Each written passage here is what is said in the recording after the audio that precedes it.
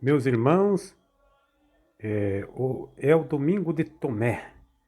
Hoje nós vamos meditar sobre o evangelho mais concreto a nos testemunhar a ressurreição de nosso Senhor Jesus Cristo. O texto começa dizendo que à tarde do mesmo dia, o primeiro dia da semana, essa anotação temporal é muito importante, porque o primeiro dia da semana acabou sendo o dia sagrado para os cristãos em oposição ao sábado, que era o dia sagrado para os judeus. Diz que eles estavam no local com as portas fechadas por medo dos judeus, mas existe também uma outra razão que logo mais adiante nós vamos falar. Então Jesus veio e pôs-se no meio deles. Interessante aqui notarmos que o evangelista trabalha muito com o verbo ser e vir, quando fala da ressurreição de Jesus. Ele não trabalha com o verbo parecer, aparecer. Dá-nos a entender que a presença de Jesus é efetiva e constante na comunidade. Aliás, isso vem até dar a uma saudação católica muito comum. Quando o padre fala, o Senhor esteja convosco, a Assembleia responde, Ele está no meio de nós. Também uma pergunta que se faz necessário fazer neste momento é: o que os discípulos estavam fazendo ali? Sem dúvida nenhuma, eles estavam reunidos para celebrar a Eucaristia. Eles estavam cumprindo o mandato do Senhor na Quinta-feira Santa, que disse: fazei isso em minha memória. Então Jesus se coloca no meio deles e olha a primeira palavra que Jesus ressuscitado nos diz: a paz esteja convosco. Para nós, paz tem uma conotação um pouco pobre, porque para nós é ausência de guerra, ausência de conflito. Mas lembremos que ele está aqui fazendo uso de uma tradução do Shalom hebraico, em grego seria Irene, que é muito mais do que não haver guerra. Vamos dizer assim, prosperidade, saúde, alegria. Talvez uma palavra que pudesse se aproximar mais seria felicidade. Tendo dito isso, Jesus mostrou-lhe as mãos e o lado. Aqui quando eu comentei das portas que estavam fechadas, o primeiro motivo era o medo dos judeus, mas o segundo motivo é falar um pouquinho sobre a nova natureza de Jesus. Bom, nós sabemos que Jesus Cristo assumiu a carne humana, mas ele assumiu a carne humana de uma maneira tão radical que ele não desvencilhou dela jamais. Mesmo depois de ressuscitado, ele conservou a nossa natureza humana, a nossa carne. E é interessante notarmos isso, porque muita gente concebe a encarnação como se Jesus Cristo tivesse aqui colocando, vamos dizer assim, um figurino de teatro, uma roupa que depois ele jogou fora e voltou a ser Deus totalmente transcendental. Não, a encarnação de Jesus foi radical e ele não desvencilhou-se dela jamais. Mas, por outro lado, este corpo carnal, mas esse corpo que não está mais sobre as amarras da imperfeição do pecado. É um corpo glorificado. Por isso, então, as portas também estão fechadas, porque ele, apesar das portas estarem fechadas, ele conseguiu entrar. Quer dizer que ele não consegue mais, não está mais no limite desta matéria corrompida. E ele mostra as mãos e os lados. Santa Catarina de Sena falava sobre as chagas de Jesus ressuscitado. Já não são mais chagas dolorosas, são troféus de vitória. E ela falava de um brilho que essas chagas têm, semelhante a pedras preciosas. E diz o texto que os discípulos ficaram muito alegres por verem o Senhor. E ele diz pela segunda vez: a paz esteja convosco. Aí ele dá o envio missionário. Como o Pai me enviou, também eu vos envio. A essência da religião cristã não é um corpo de doutrina a ser praticada, uma moral, mas o testemunho de um homem que venceu a morte. E por isso ele envia os discípulos como suas testemunhas de alguém que venceu a morte e que nos trouxe a salvação. E aí diz o texto que ele soprou sobre eles. O verbo usado aqui, ele nos remete à criação do homem. Lembre-se que quando Deus fez o homem, ele fez um boneco de barro e soprou-lhe sobre as narinas, dando-lhe o seu espírito. É aqui, é o Espírito de Deus que é soprado sobre os apóstolos como uma nova criação, a criação do novo homem. É interessante também compararmos com o evangelista Lucas, que preferiu fazer uma narrativa de Pentecostes, reservando o envio do Espírito Santo como línguas de fogo nesta data.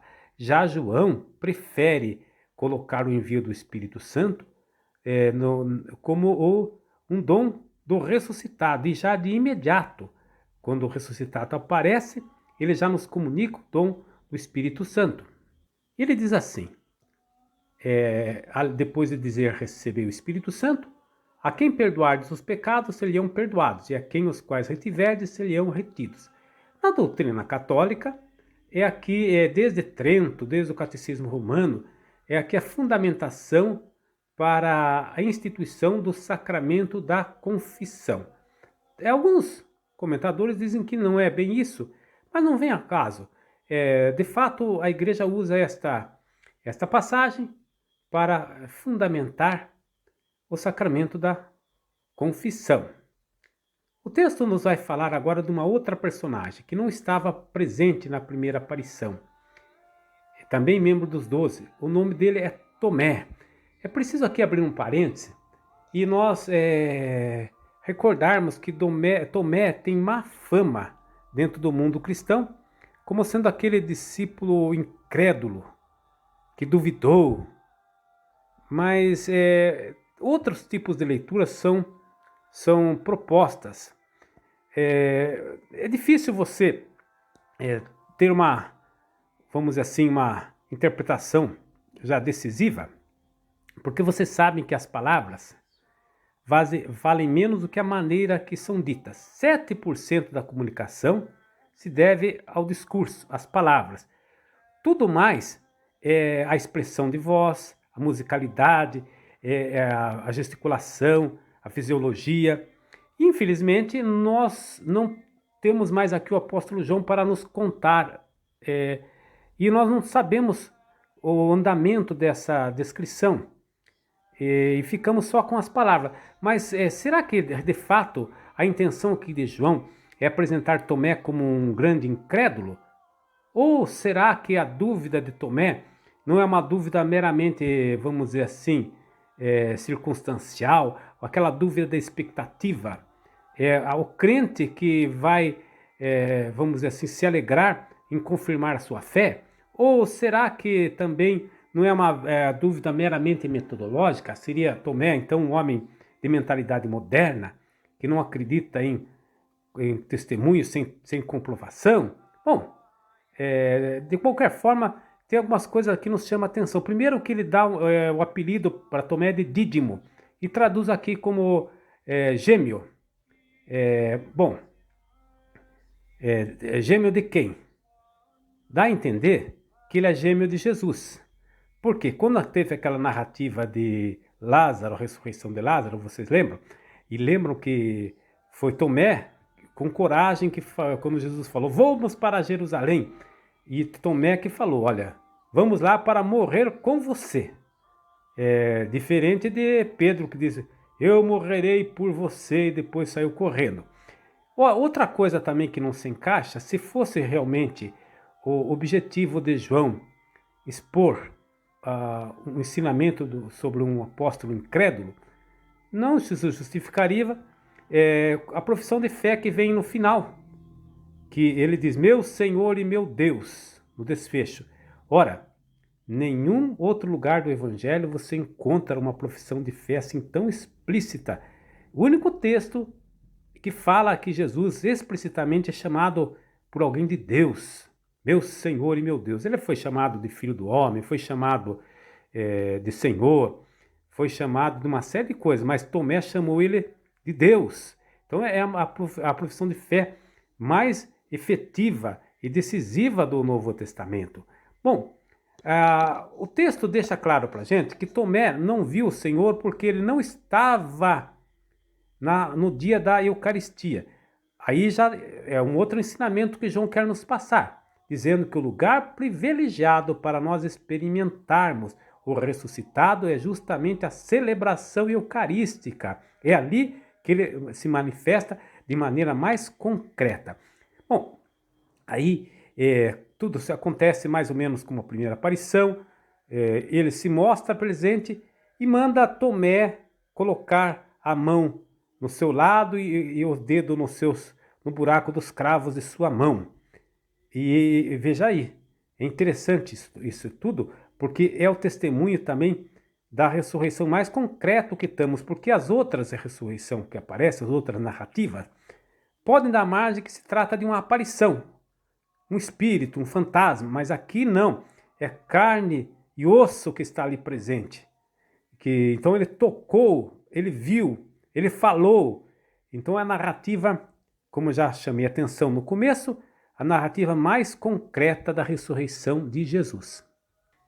Depois da profissão de Tomé, meu Senhor e meu Deus, Jesus fala uma frase que interessa muito a nós. Ele diz que Tomé, porque você me viste, creste. Felizes, bem-aventurados os que não viram e creram.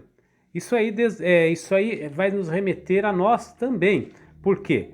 Porque nós que temos fé em Jesus, embora não o possamos ver ele fisicamente, mas podemos ver com os olhos da fé, seremos bem-aventurados. Então o texto tem a promessa, então, do retorno ao paraíso, da bem-aventurança, a vida bem-aventurada, pela fé em Jesus. É assim que termina o texto de hoje.